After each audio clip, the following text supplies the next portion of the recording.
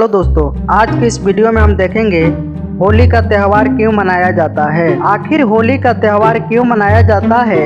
इस त्यौहार से अनेकों पौराणिक कहानियां जुड़ी हुई है, जिसमें से सबसे प्रचलित कहानी प्रहलाद और उनकी भक्ति की मानी जाती है कि प्राचीन काल में हिरण्यकश्यप नाम का एक बलशाली असुर हुआ करता था, जिसे ब्रह्मदेव द्वारा यह वरदान मिला था कि उसे कोई इंसान या कोई जानवर नहीं मार सकता, न ही किसी अस्त्र या शस्त्र से मरेगा और न ही घर से बाहर मरेगा, न घर के अंदर मरेगा, न दिन में न रात में, न ही धरती पर और न ही आकाश में। असुर के पास इस असीम शक्ति होने की वजह से वह घमंडी हो गया था और भगवान के बजाय खुद को ही भगवान समझता था। अपने राज्य के सभी लोगों के साथ अत्याचार करता था और सभी को भगवान विष्णु की पूजा करने से मना करता था और अपनी पूजा करने का निर्देश देता था, क्योंकि वह अपने छोटे भाई की मौत का बदला लेना चाहता था, जिसे भगवान विष्णु ने मारा था। हिरण्यकश्यप का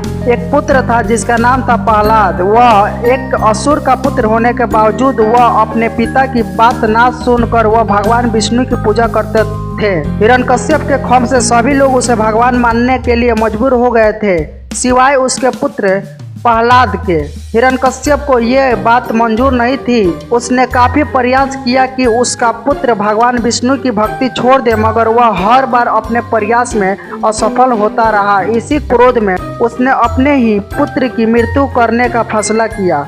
अपने इस घिनौना चाल में उसने अपने बहन होलिका से सहायता मांगी। होलिका को भी भगवान शिव द्वारा एक वरदान प्राप्त था, जिसमें उसे एक वस्त्र मिला था। जब तक होलिका के तन पर वह वस्त्र रहेगा तब तक होलिका को कोई भी जला नहीं सकता।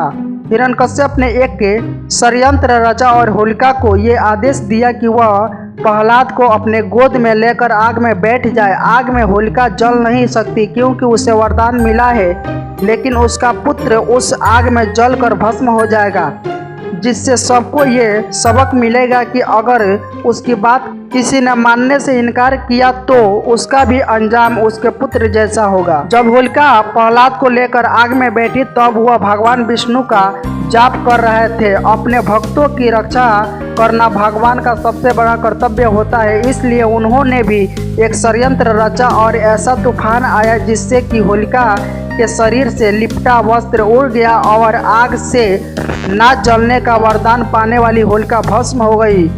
दूसरी ओर भक्त प्रहलाद को अग्निदेव ने छुआ तक नहीं। तब से लेकर अब तक हिंदू धर्म के लोग इस दिन को बुराई पर अच्छाई की जीत के रूप में देखते हैं और उस दिन से होली उत्सव की शुरुआत की गई और इस दिन को मनाने के लिए लोग रंग से खेलते थे। होली से ठीक एक दिन पहले होलिका दहन होता है, जिसमें लकड़ी, घास और गाय का गोबर से बने ढेर में इंसान अपने आप की बुराई भी इसके चारों ओर घूमकर आग में जलाता है और अगले दिन से नई शुरुआत करने का वचन लेता है।